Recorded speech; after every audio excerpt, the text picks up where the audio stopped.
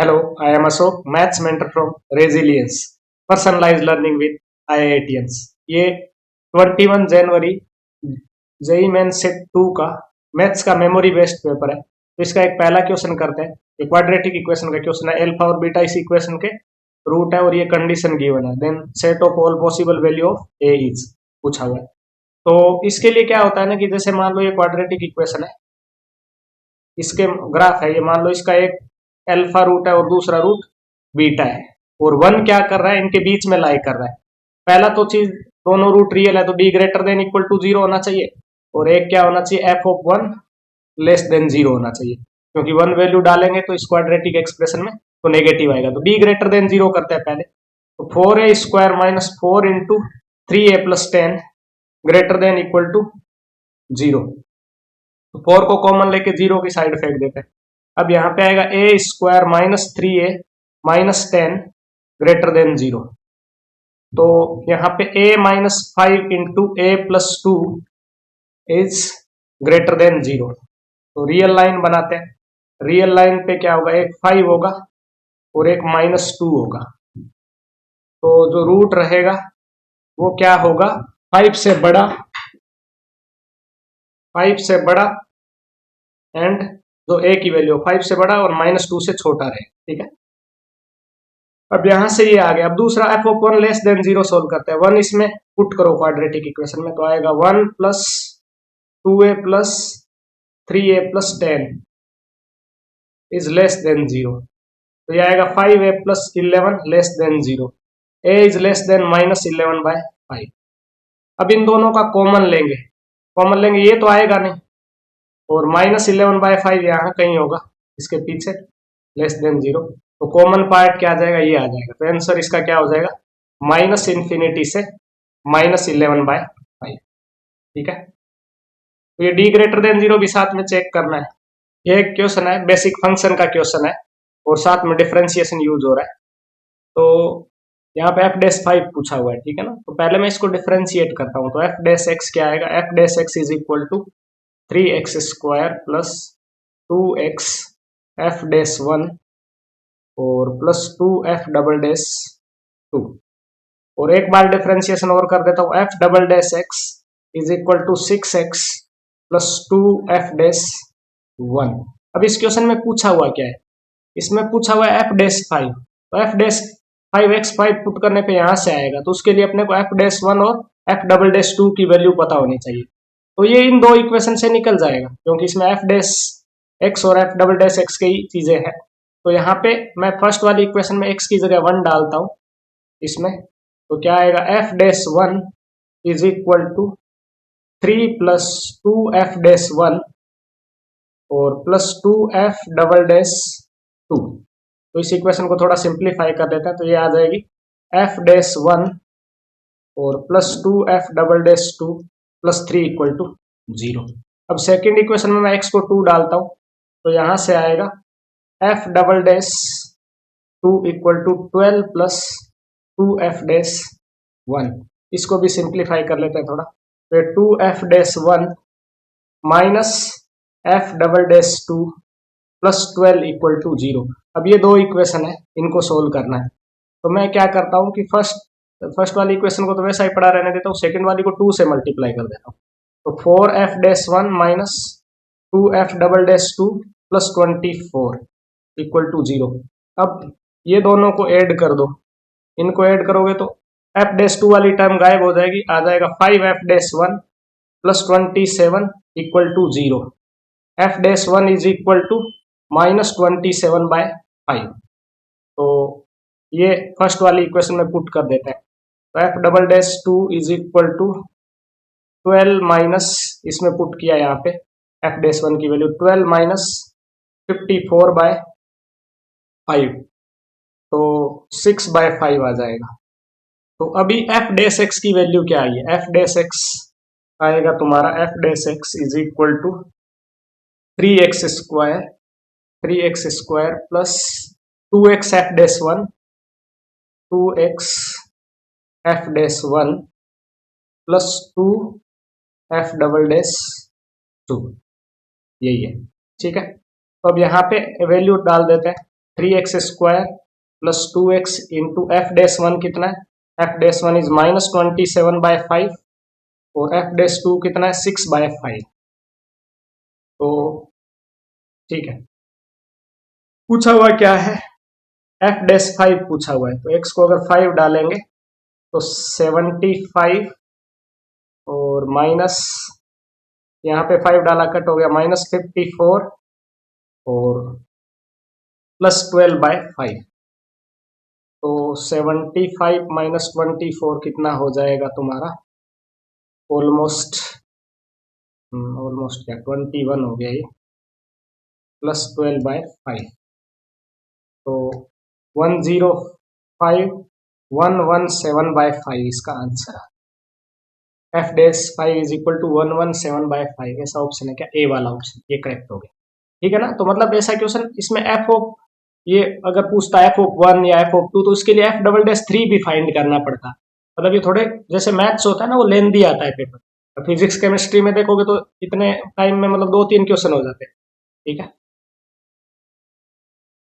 एक क्वेश्चन ये था, ये हम पीएमसी में करते हैं। ये क्वेश्चन बहुत ही मतलब सीधा इसका फॉर्मूला होता है, द लार्जेस्ट, यहाँ पे पूछा n belongs to n for which 7 power n divides 101 factorial.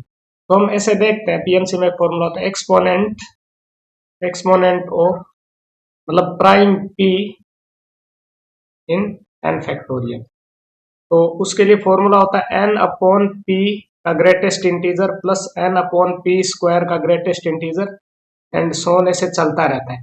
तो यहाँ पे इनडायरेक्टली 7 पावर n का एक्सपोनेंट, 7 का एक्सपोनेंट ही निकालना है 101 फैक्टोरियल में। तो ये आ जाएगा 101/7 प्लस 101/7² और प्लस 101/7³ आगे वाले 0 हो जाएंगे, क्योंकि ये क्या हो जाएगा 7³ 101 से बड़ा हो जाएगा, तो ग्रेटेस्ट इंटीजर में 1 से कम है तो वो तो 0 हो जाएंगे सब।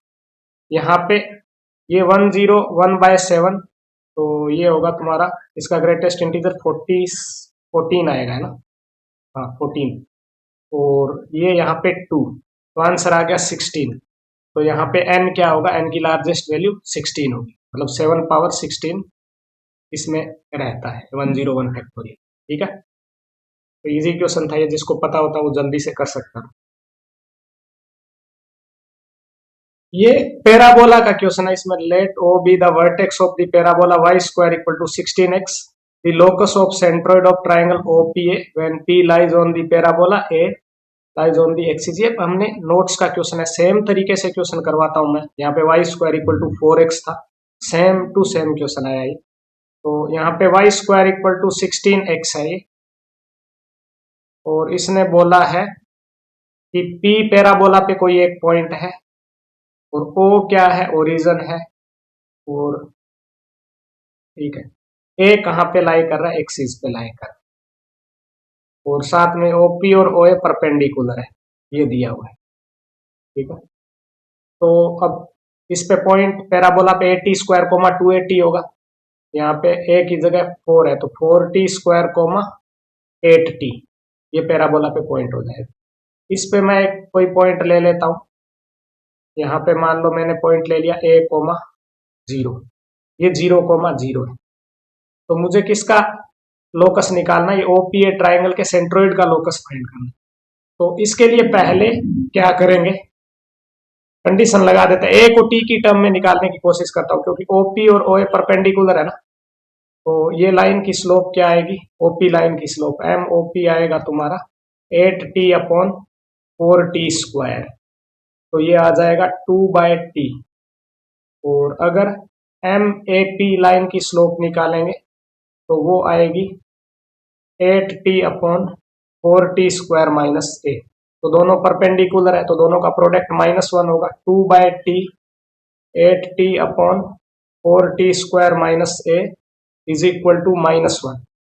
तो यहाँ t कट होगा और 16 इज इक्वल टू, इधर क्रॉस मल्टीप्लाई कर देते तो ये a -4t² हो जाएगा। तो a का वैल्यू आ जाएगा 16 + 4t², तो ये पॉइंट हो जाएगा 16 + 4t², 0। अब सब कुछ हमने किस में ले लिया, t की टर्म में ले लिया। अब सेंट्रोइड का लोकस फाइंड करना, मान लो सेंट्रोइड ये है इसका, coordinate h comma k assume कर लो।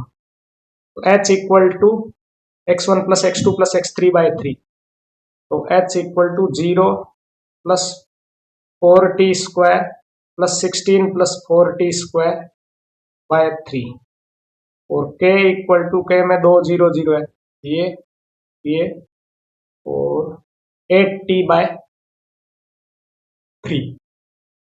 तो यहां से 3h equal to 16 plus 8t square. तो t का वैल्यू क्या आ जाएगा, यहाँ से 3k बाय 8 और 3k बाय 8 में इधर पुट कर देता हूं। तो 3h equal to 16 plus 8 into 3k by 8 का होल स्क्वायर। ठीक है, तो अब इधर आ जाएगा ये 3h माइनस 16 और ये हो गया, एक 8 कट हो जाएगा, 9k स्क्वायर बाय 8। तो 9k square is equal to 8 into 3h minus 16। अब k को y, h को x रख देते हैं। 8 इंटू 3x माइनस 16, ये आ गया locus. Same to same question class में होता है, फर्क क्या था उसमें, y square equal to 4x करके। ठीक है, तो ये क्वेश्चन है सीक्वेंस सीरीज का। इसमें इसने बोला a1 a2 by 2 a3 by 2 square and ये सीरीज जीपी में, और कॉमन रेशियो इसका 1 बाई रूट 2 है, और a1 से a10 तक का सम दिया हुआ है 62। तो पहले a1 a2 a3 का हम देखते हैं कि कॉमन रेशियो क्या है।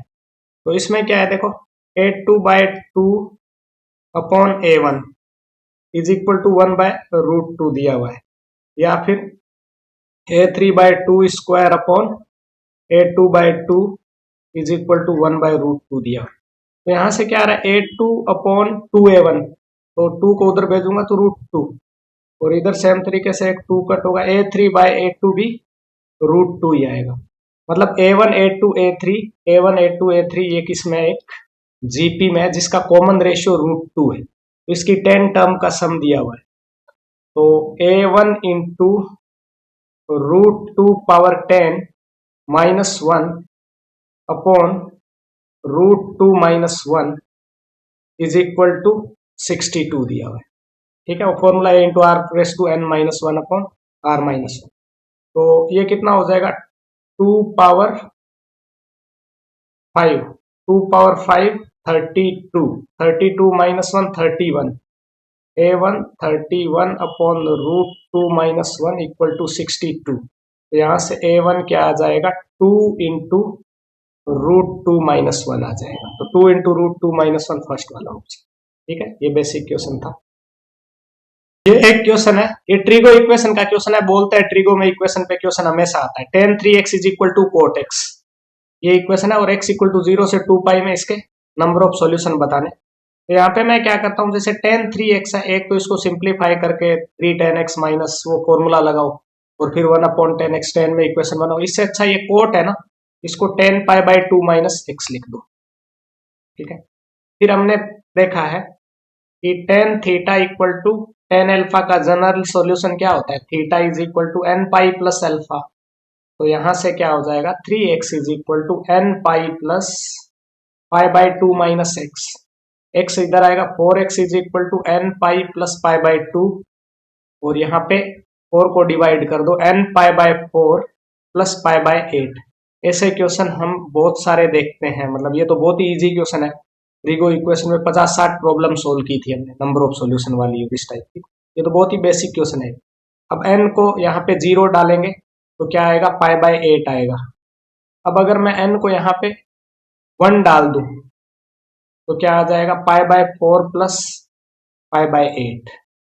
और n को अगर 2 डाला तो आएगा पाई बाई 2 प्लस पाई बाई 8। और अगर n को 3 डालेंगे तो 3 pi by 4 plus pi by 8। 4 डालेंगे तो पाई प्लस पाई बाई 8। 5 डालेंगे तो 5 pi by 4 plus pi by 8। और अगर यहाँ पे मैं 6 डालूंगा, 6 डालेंगे तो आएगा 6 पाई बाई 4, यानी 3 पाई बाई 2 प्लस पाई बाई 8। अभी भी क्रॉस नहीं किया है 2 पाई को। और अगला, अगर मैं 7 डालूंगा तो 7 pi by 4 plus pi by 8। अब आगे क्रॉस कर जाएगा 2 पाई, समझ रहे हो ना, पीछे नेगेटिव डालेंगे तो 0 से पीछे चला जाएगा। तो ऐसे ही करते हैं ना, मतलब n की वैल्यू 0 से 0 1 2 3 पुट करते हैं, तो इंटरवल दिया होता है उससे बाहर नहीं जाना चाहिए, अंदर होना चाहिए। और पीछे भी सेम तरीके, पीछे तो 0 ही था, इधर 0 से 2 पाई के बीच में ही था, तो n को माइनस नेगेटिव वैल्यूज तो नहीं डाल सकते क्योंकि ऑलरेडी हम बाहर हो जाएंगे। तो यहाँ पे 1 2 3 4 5 6 7 8, तो इसका आंसर क्या आ जाएगा 8। ये क्वेश्चन भी होता है थोड़ा सा, मतलब तुम देखोगे तो एनसीआर शायद एचएससी की 12th की बुक में ऐसा सीधा क्वेश्चन मिल जाएगा, tan 3x is equal to cot x का। और काफी मतलब सिमिलर क्वेश्चन ऐसे। अब इस पेपर में देखो थोड़ा टफ लग रहा है, लेकिन 10-12 क्वेश्चन एकदम इजी है, मतलब जो किए हुए रेगुलर उसी टाइप के। ये एक 3D का क्वेश्चन है। इसने बोला है line L passes through -3, 5, 2 and make an equal angle with positive coordinate axis. तो ठीक है, मतलब लाइन की इक्वेशन पॉजिटिव कोऑर्डिनेट एक्सिस है तो उसके डायरेक्शन रेशियो मतलब 1 1 1 हो जाएंगे। मतलब ये लाइन ऐसे x+3/1, y-5/1 और z-2/1, या फिर इसको वेक्टर फॉर्म में भी लिख सकते हैं। अब आगे बोला if distance of L from the point -2, r, 1 is ये, तो मतलब ये लाइन है और ये एक पॉइंट है। इस पॉइंट को मैं ले लेता हूं, मान लो ये अल्फा है, -2, r, 1, और इसकी यहां से परपेंडिकुलर डिस्टेंस दे रखी है। देखो एक तो लॉन्ग मेथड है कि इक्वल टू लेमडा एज्यूम करके और यहाँ पे पैरामेट्रिक पॉइंट एज्यूम करो, फिर ये वेक्टर निकालो, इसके साथ डॉट प्रोडक्ट निकालो, फिर लेमडा आर की टर्म में आएगा, ये वाला पॉइंट आ जाएगा, फिर डिस्टेंस फॉर्मूला लगा दो। लेकिन मैं एक तुम्हें इजी सॉल्यूशन देता हूँ। अब यहाँ पे मान लो ये जो ए वाला पॉइंट है ना, लाइन का जो लाइन पे पॉइंट लाई कर रहा है, वो मान लो पॉइंट ए है, और वो ए वेक्टर, इसका position vector -3i + 5j + 2k।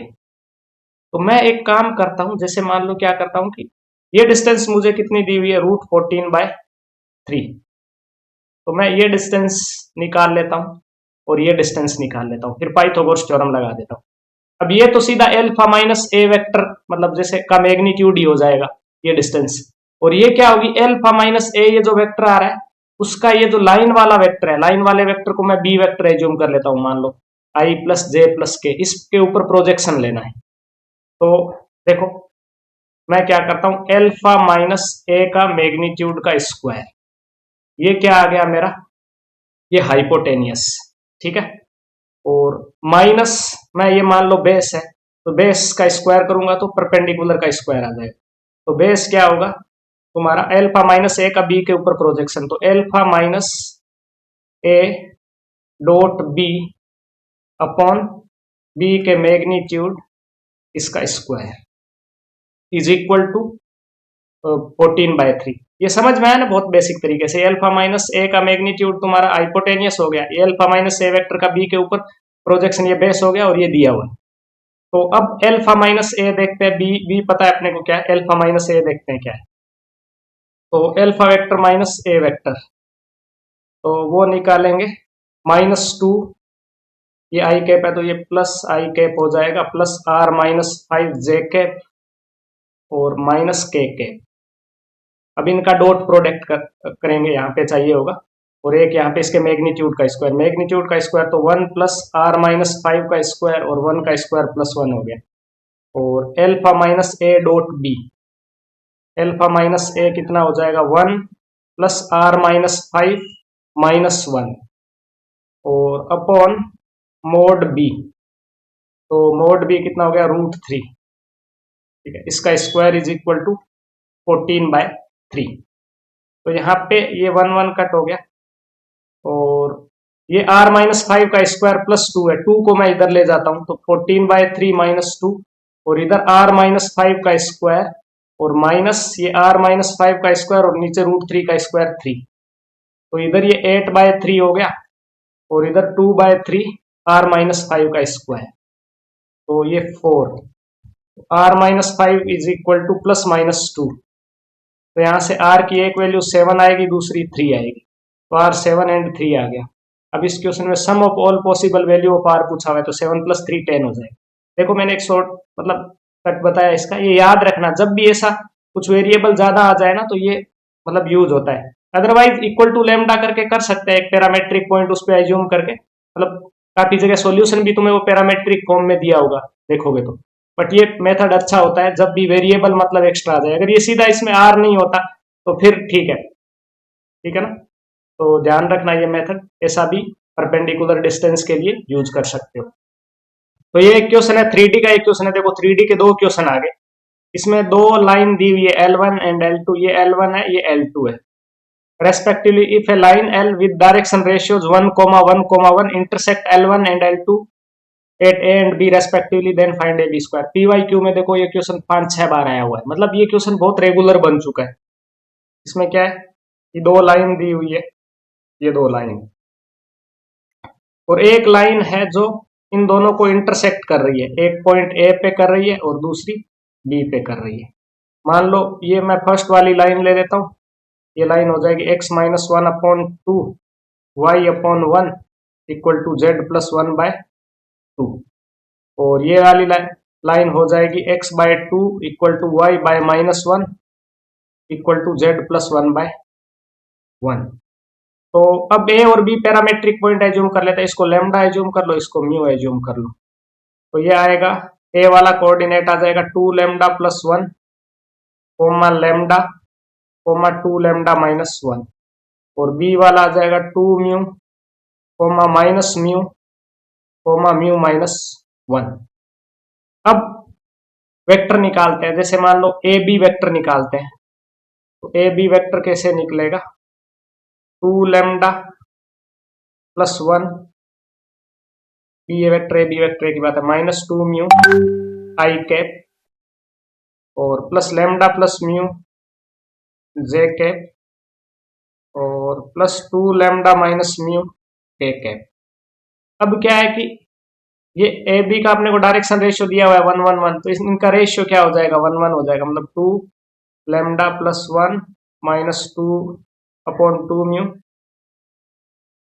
Upon 1 is equal to lambda plus mu upon 1 is equal to 2 lambda minus mu. तो यहां से कोई दो को इक्वल कर दो, पहले मान लो इसको इक्वल, इन दोनों को इक्वल कर दो, म्यू डायरेक्ट ही आ जाएगा, 2 लैम्डा कट हो जाएगा, 1 minus 2 mu equal to minus mu, तो 1 इक्वल टू म्यू, म्यू 1 आ गया, और 1 म्यू 1 आ गया, तो lambda plus mu equal to 2 lambda minus mu, यहाँ पे लैम्डा इक्वल टू 2 म्यू है, तो लैम्डा 2 आ जाएगा, म्यू 1 लैम्डा 2 आ गया, म्यू 1 लैम्डा 2, तो लैम्डा 2 आएगा तो 0.5, 2, 3, और म्यू 1 आए 2, -1, 0। तो ए बी का डिस्टेंस स्क्वायर करेंगे तो 5 माइनस 2, 3 का स्क्वायर 9 प्लस 9 प्लस 9, आंसर आ जाएगा 27। तो इसका 27 आ गया। ये तो बेसिक रेगुलर क्वेश्चन था, अगर PYQ में देखोगे तो काफी बार आया हुआ है, ठीक है। ये एक एरिया अंडर द कर्व का क्वेश्चन है। लास्ट वाले शिफ्ट में एरिया अंडर द कर्व का क्वेश्चन थोड़ा लेंथी था, ये थोड़ा मेरे को इजी दिख रहा है। इसमें मतलब क्या बोला हुआ है, ये कंडीशन दिया हुआ है y 1 - 2x से 4 - x स्क्वायर के बीच में, और xy greater than equal to 0। तो इनको अलग अलग ब्रेक कर लेते हैं, y greater than 1 - 2x and y less than equal to 4 - x square, और इसका मतलब है कि फर्स्ट क्वाड्रेंट में होना चाहिए। तो पहले इस पैराबोला को बनाते हैं, y equal to 4 - x square, तो x square is equal to minus of y -4, तो 0,4 इसका क्या है, वर्टेक्स है, और ठीक है ऐसे नीचे में इस टाइप से बनेगा, ये बना दिया, यहाँ पे 0,4 ये पैराबोला हो गया, ठीक है। अब दूसरा यहाँ पे ये लाइन, ये पैराबोला का कौन सा रीजन है देखते हैं, मतलब जैसे इसको 0,0 सेटिस्फाई कर रहा है क्या, 0 डाला 4 ग्रेटर देन 0 कर रहा है, तो मतलब ये अंदर का पार्ट है, इधर वाला ये पार्ट रहेगा, ये नहीं रहेगा क्योंकि फर्स्ट क्वाड्रेंट का ही लेना। अब दूसरा ये लाइन हो रहा है y ग्रेटर देन 1 - 2x, तो पहले मैं 2x plus Y equal to 1 ये लाइन बनाता हूँ, तो ये x एक्सिस पे ये पॉइंट क्या होता है, ये 2,0 होता, कैसे, क्योंकि y equal to 4 minus Y को 0 रखते हैं यहाँ पे, तो एक्स स्क्वायर इक्वल टू 4 आता है, x की वैल्यू +-2, तो ये 2 और ये -2, तो यहाँ पे y को 0 रखेंगे तो x is equal to half आएगा, तो ये 1/2 और 1 ऐसे ये लाइन पास करेगी। ठीक है, अब जो एरिया है ये लाइन को कौन सा रीजन सेटिस्फाई कर रहा है, 0,0 इसको सेटिस्फाई नहीं कर रहा है, लाइन के ऊपर का रीजन है, तो अपना ये रीजन आ गया ये। ठीक, इसको फाइंड करने के लिए क्या करेंगे, मैं ये ट्राइंगल का एरिया सब्ट्रैक्ट कर लूंगा पैराबोला का, इंटीग्रेशन कहाँ से कहाँ करके 0 से 2 तक करके, तो 4 माइनस एक्स स्क्वायर 0 से 2 dx माइनस इस ट्राइंगल का एरिया 1/2 1 इंटू 1/2।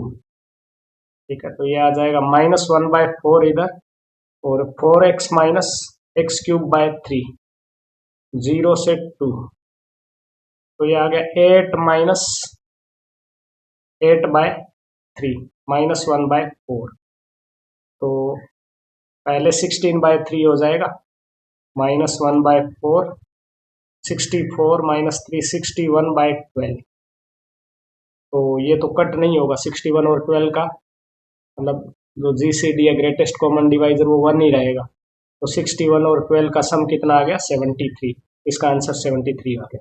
एरिया का इजी क्वेश्चन था ये, कुछ कुछ एरिया के लेंथी क्वेश्चन हो जाते हैं।